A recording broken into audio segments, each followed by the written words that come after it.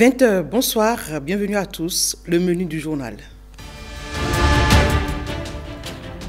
Face à la presse ce matin, le procureur de la République près le tribunal de première instance d'Abomey donne des explications au sujet des derniers affrontements survenus dans la commune de Savay. La substance de ses propos à suivre dans quelques instants. En avril prochain, la digue du site balnéaire d'Avlekété doit être achevée. L'engagement est pris par les techniciens en charge des travaux face au chef de l'État. Outre le délai à respecter, le président Patrice Talon tient à la qualité des travaux. La HAC togolaise à l'école du Bénin pour une couverture médiatique efficace et professionnelle de l'élection présidentielle de février prochain. La délégation a eu une séance de travail avec les responsables de l'OETB à cet effet ce matin.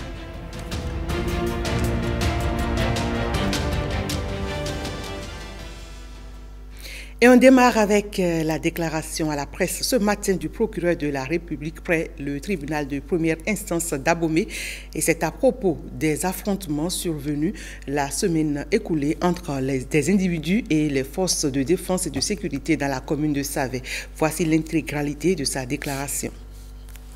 La semaine dernière, et notamment dans la nuit du mercredi 8 au jeudi 9 janvier 2020, des actes d'agression ont été perpétrés par des hors-la-loi armés de fusils de fabrication artisanale sur des paisibles citoyens à Kaboua. Dans la journée du jeudi 9, ces mêmes individus ont ensuite barré la voie à hauteur d'Adjido dans l'arrondissement de Kaboua avant de se mouvoir vers Savay où ils ont à nouveau barré la voie durant des heures. Au cours de ces incidents, les usagers de la route ont été pris à partie et contraints d'immobiliser leur véhicule. C'est au cours de ces agressions que le véhicule de marque Toyota 4Runner, immatriculé BM 8222 RB, appartenant à Touré Champ Din, un agent de douane en partant pour Parakou, a été saccagé. De même, le cortège des agents de sécurité du président de l'Assemblée nationale a été empêché de circuler. Par la suite, les véhicules Land Cruiser et Ford Explorer du cortège du président de la Cour suprême ont essuyé des coups de feu et des jets de pierre et l'un des véhicules a été saccagé, l'obligeant ainsi à rebrousser chemin. Il a fallu l'intervention de la police républicaine et de l'armée pour rétablir l'ordre et la circulation. Des instructions ont été données à la police en vue d'interpeller et de mettre aux arrêts les auteurs de ces agissements. C'est au cours de ces interpellations, ce jour à Savay, aux environs de 10 heures, que des individus ont ouvert le feu sur les éléments de la police, blessant grièvement 6 agents des forces de sécurité et de défense. C'est dans ces circonstances que, pour se dégager et reprendre le contrôle de la situation, les agents en mission ont fait usage de leurs armes à feu. À la fin des opérations, il a été dénombré 2 morts et des blessés parmi les suspects. Les personnes interpellées puis gardées à vue seront déférées devant la juridiction compétente. Je saisis cette occasion pour en appeler au sens civique et à la responsabilité de tout un chacun afin qu'il soit mis immédiatement un terme aux actes d'occupation illégale des voies publiques, de vandalisme, d'agression et de menaces, sachant que leurs auteurs ainsi que toutes les personnes impliquées de près ou de loin dans ces événements seront traduites devant les juridictions compétentes. Car, en tout état de cause, force restera à la loi afin que soit garantie pour tous la sécurité des personnes et des biens. Le jeudi 16 janvier, les forces armées béninoises se souviennent des dignes fils de la République morts les armes à la main lors de l'agression du Bénin par les mercenaires. Et c'était en 1977. Le chef d'état-major général des armées béninoises a procédé ce matin au traditionnel dépôt de gerbes à la place du souvenir, ex-place des martyrs à Cotonou. Reportage. À l'heure où nous vous parlons, nos unités de combat sont à pied d'œuvre et défendent avec un acharnement révolutionnaire les points stratégiques de notre ville agressée. Nous étions le 16 janvier 1977. Une bande d'agresseurs conduite par le redoutable mercenaire français Bob Denard a pris d'assaut l'aéroport de Cotonou. Les points stratégiques étaient leur cible, mais ils ont échoué face à la détermination des militaires béninois avec l'appui des soldats de l'armée nord-coréenne. 43 ans plus tard, la place du souvenir à Cotonou accueille le geste de mémoire, le dépôt de gerbes.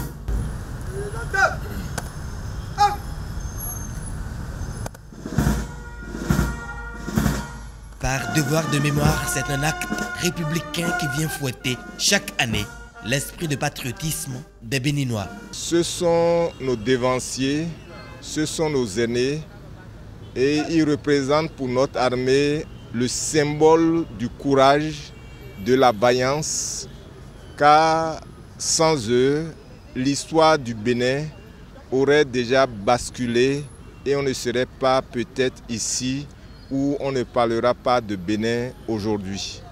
Donc c'est en mémoire de ces braves soldats. À ce dépôt de gerbes, il y avait des témoins de l'agression mercenaire, sans oublier les familles et les proches des martyrs. Un matin, on a commencé à entendre les coups de feu à partir du camp et je suis parti le chercher. C'était lui mon chef direct avec le feu capitaine Talon François et nous nous sommes mis en route pour aller rejoindre notre unité qui était à l'aéroport. Mais en route, on s'est rendu compte qu'on n'était pas suffisamment armés et nous nous sommes arrêtés au niveau du camp et on est rentré au camp pour s'armer. C'est un jour mémorable, c'est un jour de devoir. Nous sommes venus par devoir. Cette agression du 16 janvier était une coalition internationale. Beaucoup de pays ont participé à son exécution. De ces pays, je pense, si mes souvenirs sont exacts, c'est un seul qui a osé reconnaître et demander pardon. Il s'agit du Maroc. Les autres ne l'ont pas fait. Et ça me reste toujours sur ma faim avec ce qu'on a vu comme matériel de guerre que ces affreux ont amené. Avec l'intention qu'ils avaient d'éliminer un certain nombre de responsables béninois. Donc il y a lieu de se dire on a eu chance. Au nom de la famille Alassane Kassim et nos martyrs tombés du 16 janvier 1977, merci pour ce souvenir. On n'a jamais le droit d'oublier. Mais j'aimerais avoir une pensée pieuse surtout aux parents de ces victimes ou aux parents de ceux qui ont eu à combattre et à défendre notre territoire. Et je souhaite à tout le monde, et je le dis bien, une année de prospérité, que nous puissions prospérer sur le plan économique, sur le plan familial, sur le plan social et sur le plan politique. Ils ont sauvé la République au péril de leur vie. Ils méritent une attention plus soutenue. Et pour rappel des faits, le 16 janvier 1977, la République populaire du Bénin a été victime d'une agression des mercenaires. Mais le pire a été évité de justesse grâce à plusieurs facteurs que vous découvrirez dans cet élément à suivre. Un rappel des faits d'un putsch musclé pour un putsch raté signé Patrick Diossou. Dimanche 16 janvier 1977.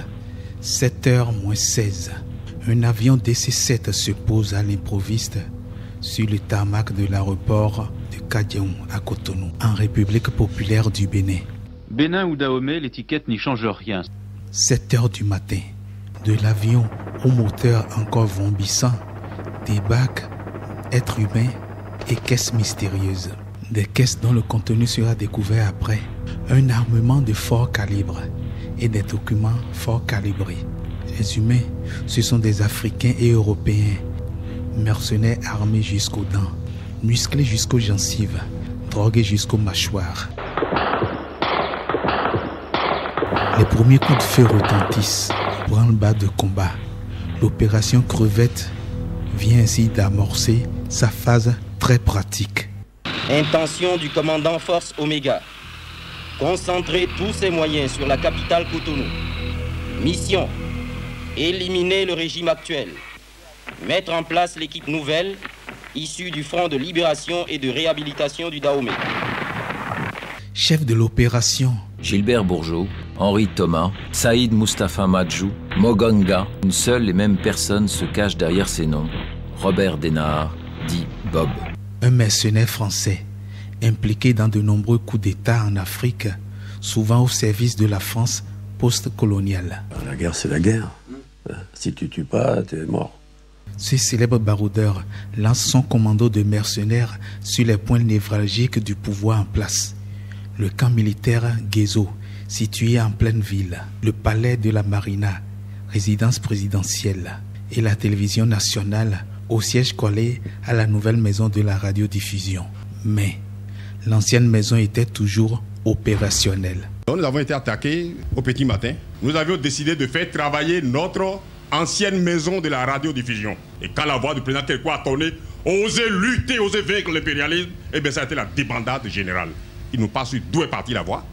À l'heure où nous vous parlons, nos unités de combat sont à pied d'œuvre et défendent avec un acharnement révolutionnaire les points stratégiques de notre ville agressée.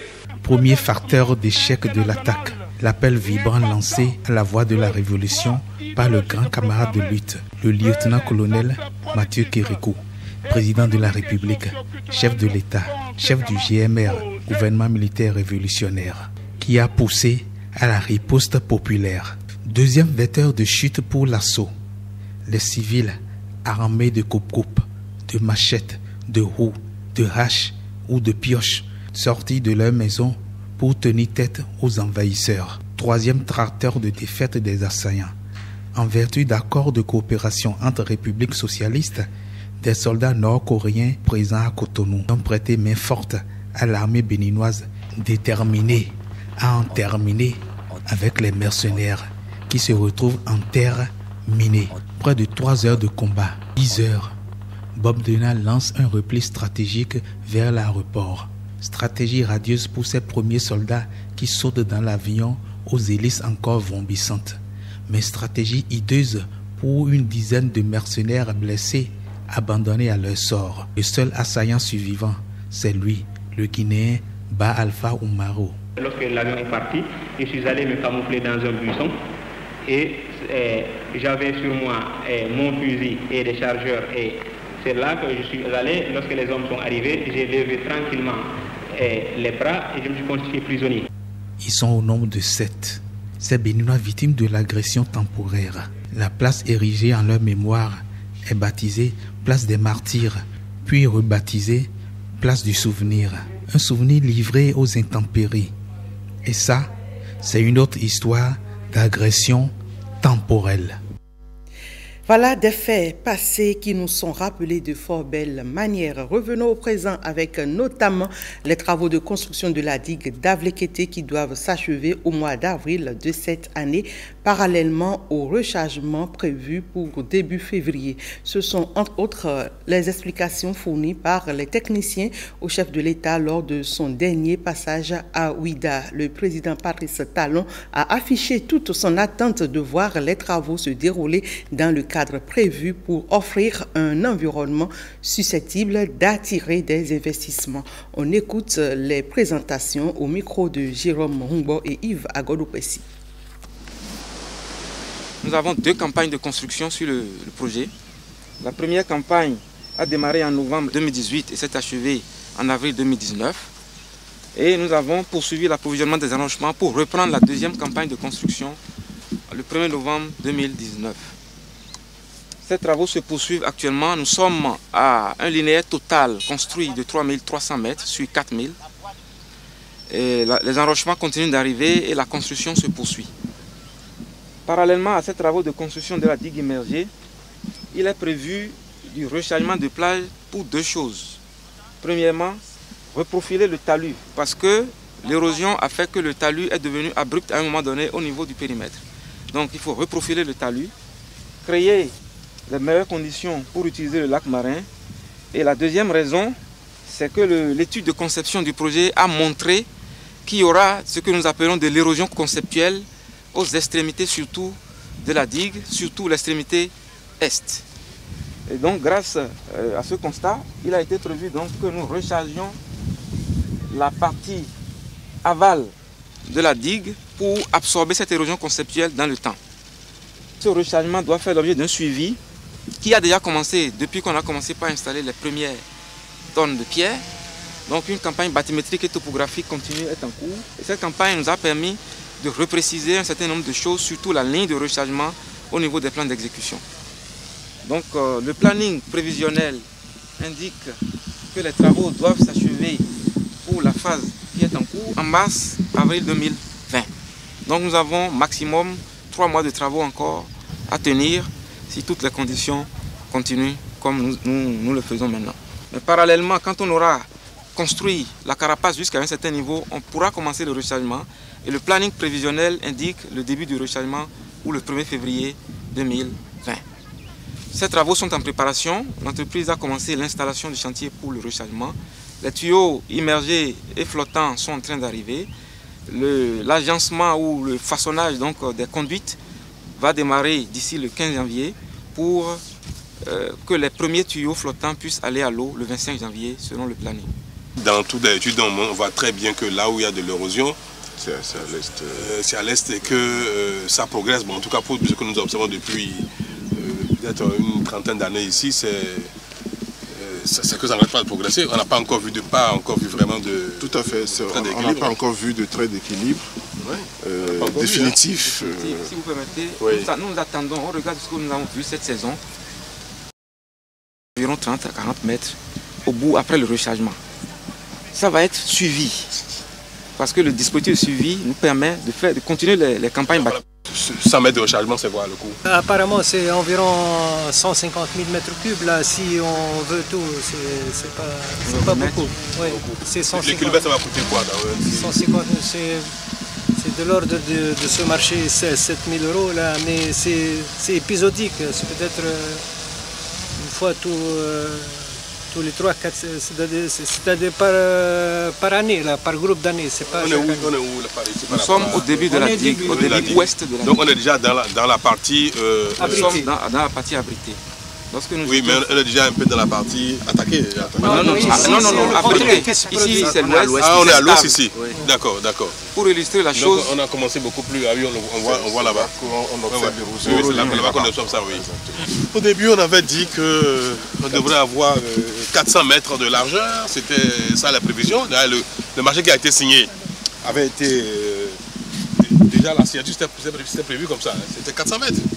Et puis là, on est en dessous de 200 mètres de largeur. Dans le marché, la digue est construite sur des fonds de moins 6 mètres d'hydro. Oui, en profondeur.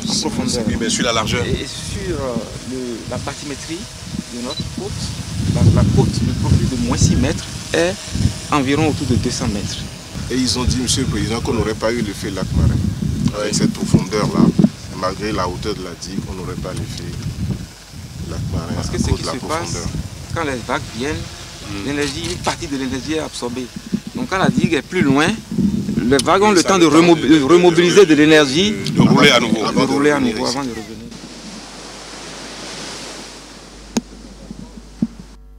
Et on n'en parlera jamais assez, c'est à des fins de sensibilisation. Les berges lagunaires de Cotonou bientôt assainies et la première phase de cette opération reste la libération de l'espace. Jadis sous l'emprise d'une occupation illégale, cette zone géographique va changer de visage. Tracteurs et marteaux font déjà le ménage. La rédaction du journal télévisé a fait le constat.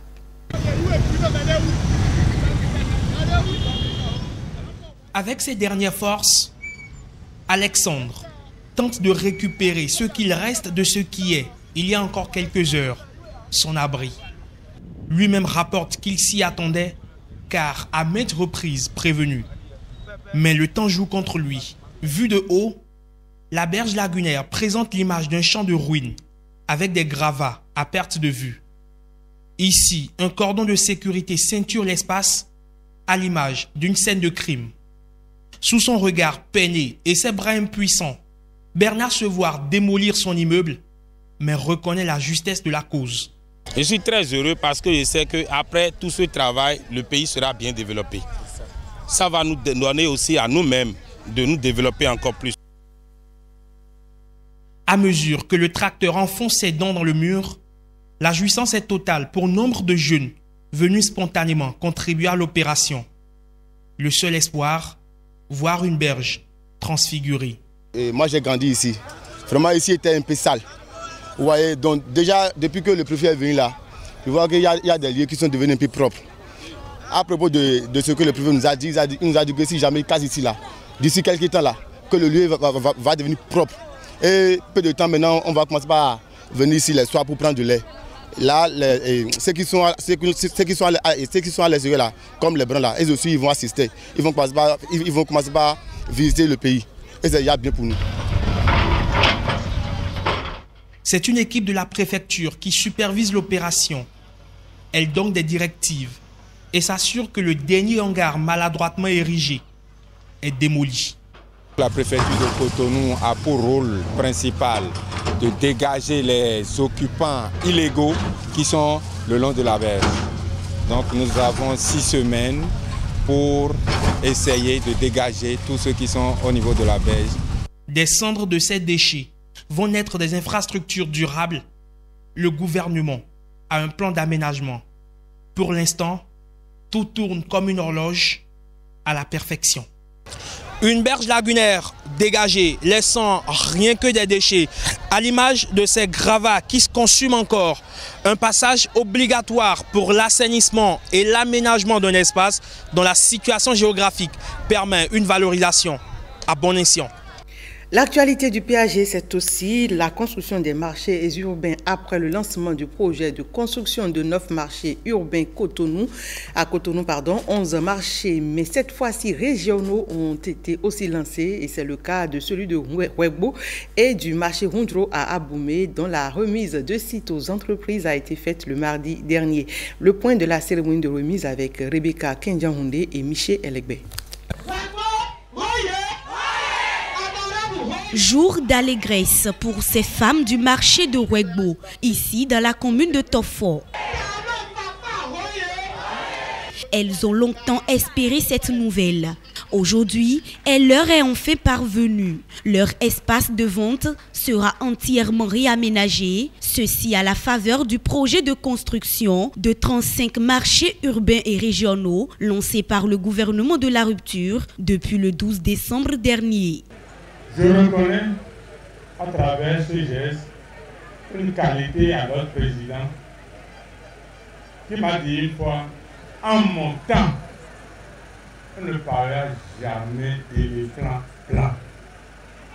Avec talent, il n'est pas question d'avoir un éléphant blanc. Donc, au nom de toute la population de la commune de Tofo et à mon nom personnel, nous disons merci au président de la République pour tout ce qu'il fait pour le bien-être de la population de Tofor.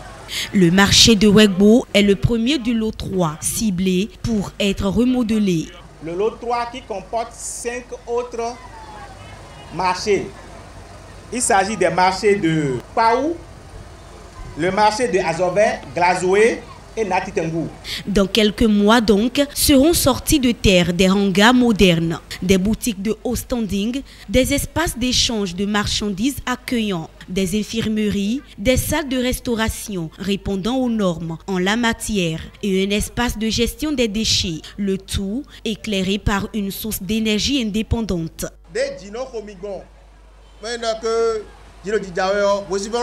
Les intempéries ne vont plus vous déranger comme auparavant.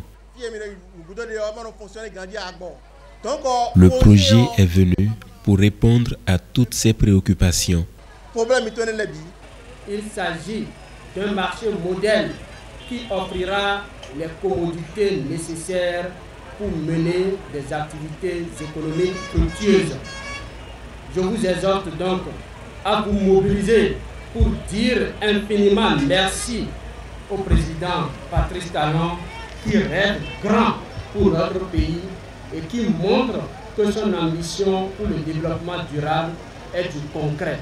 Un marché moderne qui couvre plus de 2 hectares pour un montant de près de 4 milliards de francs CFA. L'entreprise en charge des travaux est Sogéis Kaku. Elle a le défi de livrer le marché rutilant dans exactement 12 mois. J'ai entendu le maire parler de la qualité des travaux, beaucoup insisté dessus. Sachez que cela fait également partie de nos préoccupations et nous prendrons toutes les dispositions pour livrer un travail de bonne qualité. En attendant la fin de la construction du marché, les bonnes dames seront relogées sur ce site. Un espace de près de 3 hectares qui sera aménagé par l'entreprise Sogéis Kaku en 3 mois. Elles ne seront pas seules, ces dames du marché de Wegbo, à bénéficier de cette modernisation. Le projet prend également en compte le marché de Rundjlo sur la terre des Wegba-Djavi. Le marché de Rundjlo va couvrir environ 3 hectares. Il va se composer essentiellement de 5 bâtiments. Dans ces 5 bâtiments, vous en avez 3 qui seront en rez-de-chaussée. Vous en avez 2 qui seront en rez-de-chaussée plus un étage. Ici, c'est l'entreprise Gétran SA qui sera en charge des travaux. Elle est invitée à accorder une plus grande attention à l'architecture de ce marché, empreint d'histoire. Ça, c'est sacré. Si, monsieur le directeur, c'est sacré. En exécutant vos trucs, vous voyez, les architectes se sont conformés à cela. Comment faire pour remoduler ce temple, que ça devienne un monument au cœur du marché, tout en sauvegardant l'ouverture. Parce que c'est un fétiche, il faut que l'eau tombe nécessairement sur ce fétiche. C'est ça qui fait jaillir la paix, la prospérité, l'unité dans le royaume. Les travaux sont estimés à près de 6 milliards de francs CFA. Et comme vous le savez, les Togolais vont aux urnes le 22 février prochain pour élire un nouveau président. Dans le but de réussir la couverture médiatique de cette période électorale par les médias, la Haute Autorité de l'audiovisuel et de la communication du Togo veut s'appuyer sur les expériences du Bénin. Une délégation de l'institution était à l'OETB ce matin. Marcel Akossi pour le compte-rendu. Ils sont 4.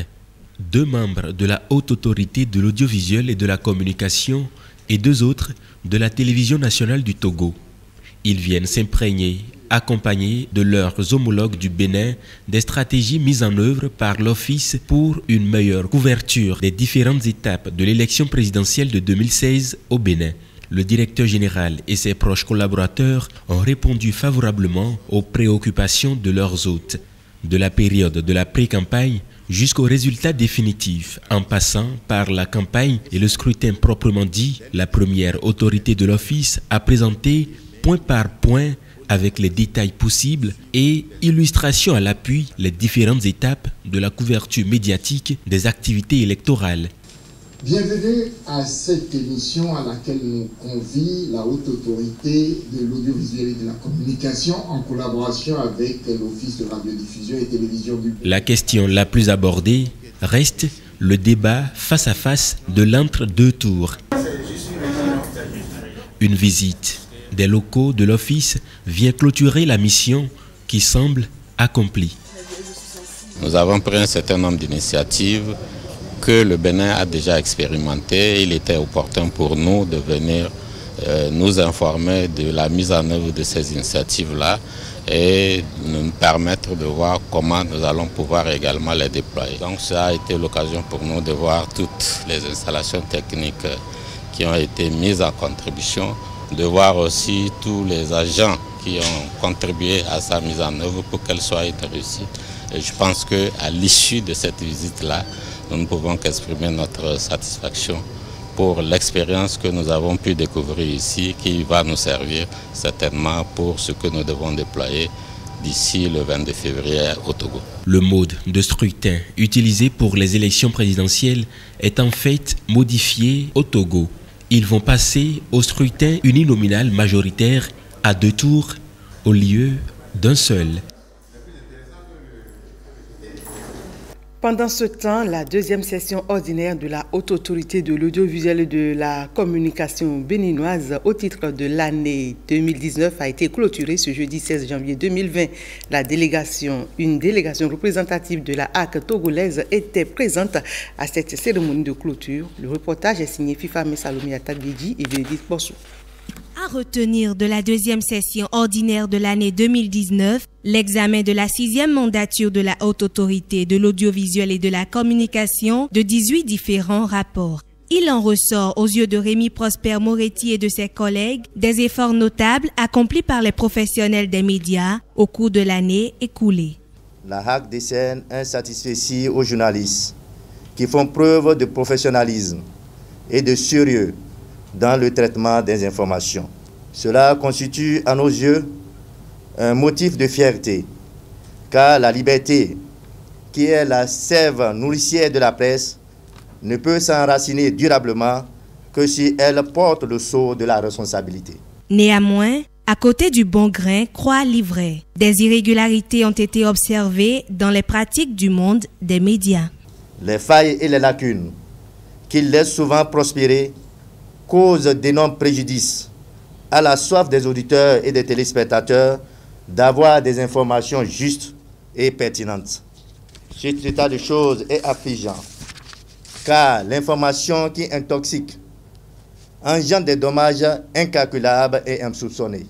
Face à cette situation, la Haute Autorité de l'Audiovisuel et de la Communication, dans sa mission de régulateur, n'hésite pas à prendre des mesures en vue de mettre fin au dysfonctionnement. Les directeurs de publication des journaux Le Pays Émergent et Le Confrère de la Matinée, des notifications de la présente décision présentent dans les 2 prochaines parutions les excuses publiques des organes à M. Valentin Aditi Koudé et à M. Adrien Rumbedi avec titre à la une dans les mêmes conditions que les articles incriminés.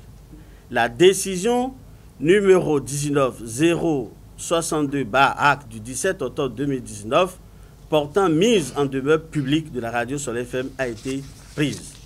La plénière des conseillers a dans sa décision ordonné l'arrêt de toute parution du journal L'Enquêteur jusqu'à nouvel ordre dès la notification de la présente décision.